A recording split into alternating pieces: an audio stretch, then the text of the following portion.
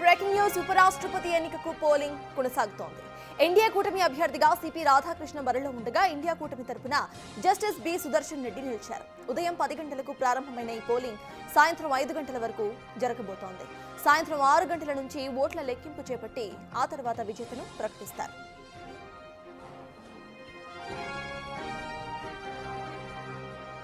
Parliament ఉభయ సభల తరపున ప్రాతినిధ్యం వహిస్తున్న 785 మంది సభ్యులు వైస్ ప్రెసిడెంట్ ను ఎన్నుకుంటారు. అయితే ప్రస్తుతం 7 స్థానాలు ఖాళీగా ఉండటంతో ఓట్లు వేసే వారి సంఖ్య 781 మాత్రంగానే ఉంది.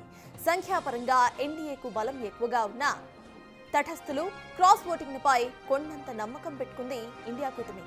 ప్రజాస్వామ్యాన్ని కాపాడాలంటే తమ అభ్యర్థిని గెలిపించాలని విజ్ఞప్తి చేసింది ఇండియా కూటమి.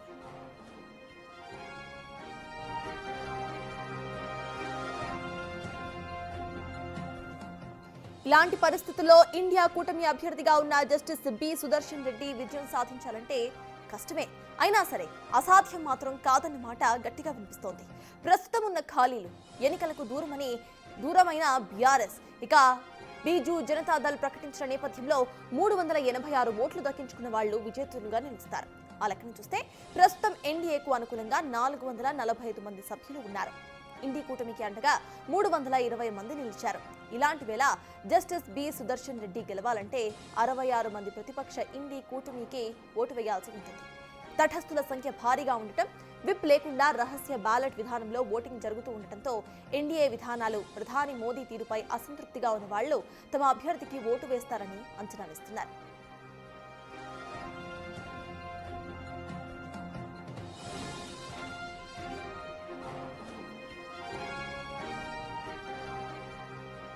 అయితే ఇండియా కూటమి ఊహిస్తున్నట్టుగా అంతమంది జస్టిస్ బి సుదర్శన్ రెడ్డి వైపు మళ్లుతారా అన్నది ఇప్పుడు ఆసక్తికరంగా మారింది.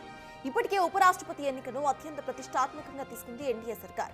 ఇందుకోసం కేంద్ర మంత్రి రాజ్నాథ్ సింగ్ స్వయంగా రంగంలోకి దిగి భాగస్వామ్య పక్ష నేతలతో పలుమార్లు చర్చించారు. ఇలాంటి వేళ ఓటింగ్లో ఏవైనా ఊహించని ఫలితాలు వస్తాయా అన్నది ఉత్కంఠ రేపుతోంది.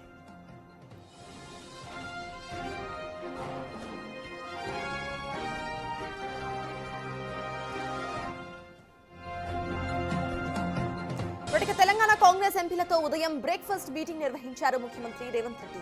ఉపరాష్ట్రపతి ఎన్నికల్లో ఓటింగ్ పై ఎంపీలకు దిశానిర్దేశం చేశారు ఆయన. ఇండియా కూటమి తరపున సుదర్శన్ రెడ్డి బరిలో ఉన్నారు. గెలుపుపై ఆయన ధీమాతో ఉన్నారు. ఆత్మ ప్రబోధానుసారం ఓటు వేయాలని ఎంపీలను సుదర్శన్ రెడ్డి కోరారు.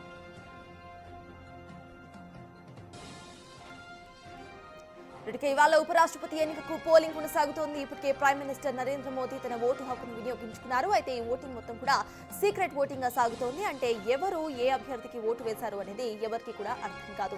అయితే తటస్థుల సంఖ్య భారీగా ఉన్న నేపథ్యంలో ఇటు కాంగ్రెస్ పార్టీ అభ్యర్థి గెలుస్తారా లేదా అనేది ఉత్కంఠంగా మారింది. కానీ ఇటు ప్రతిపక్ష పార్టీ అదే కాంగ్రెస్ పార్టీ తమ ఓటు హక్కును సరిగ్గా వినియోగించుకోవాలి అంటూ కోరుతూ ఇది సీక్రెట్ ఓటింగ్ కనుక ఎవరికి ఓటు వేశారు అనేది ఎవరికి అర్థం కాదు కనుక తమ అభ్యర్థికి ఓటు వేయాలంటూ కోరటం జరిగింది.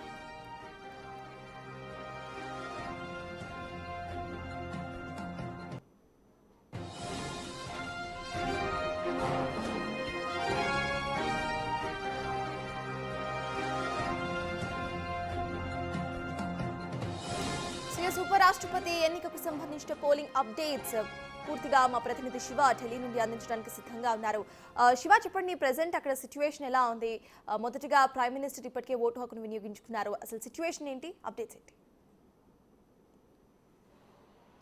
రైట్ సర్టాజ్, పార్లమెంట్లో భారత ఉపరాష్ట్రపతి ఎన్నికల పోలింగ్ ప్రక్రియ అనేది కొనసాగుతుంది. మొదటగా ప్రధాని నరేంద్ర మోడీ తన ఓటు హక్కు వినియోగించుకున్నారు. అక్కడి నుంచి నేరుగా ఎయిర్పోర్ట్కి వెళ్ళి ఎయిర్పోర్ట్ నుంచి పంజాబ్లోని వరద ప్రభావిత ప్రాంతాల్లో పర్యటించేందుకు ఆయన బయలుదేరారు. అయితే ఆయనతో పాటు ఇటు కేంద్ర మంత్రులు కూడా జేపీ నడ్డా, మరోవైపు పీయూష్ గోయల్, ప్రహ్లాద్ జోషి, కేంద్ర హోంమంత్రి అమిత్ షా, రాజ్నాథ్ సింగ్, ఇతర కేంద్ర మంత్రులు ప్రధాని నరేంద్ర మోడీతో పాటు తమ ఓటు హక్కు వినియోగించుకున్నారు. ప్రధాని తర్వాత ఇతర పార్టీలకు సంబంధించిన ఇటు కాంగ్రెస్ సంబంధించిన అగ్రనేతలు ఇటు ప్రియాంక గాంధీ, మల్లికార్జున ఖర్గే, ఇతర నేతలు సోనియా గాంధీ, రాహుల్ గాంధీ, ఇతర నేతలందరూ కూడా తమ ఓటు హక్కు వినియోగించుకుంటున్నారు. ప్రతి ఒక్కరు కూడా క్యూ లైన్ల నుంచి తమ ఓటు హక్కును వినియోగించుకుంటున్నారు. మొత్తం ఇప్పటి వరకు అందుతున్న అధికారిక సమాచారం ప్రకారం మొత్తం సభ్యుల సంఖ్య 770గా ఉన్నట్టు తెలిసింది. ఆ ఆబ్సెంట్స్ కానీ ఎవరైతే తటస్థంగా ఉన్నారో వారందరూ మిగతా సభ్యులంతా కూడా తీసేసిన తర్వాత మొత్తం 770 మంది ఓటర్లు ఉన్నారు అనేది తెలుస్తోంది. దాంట్లో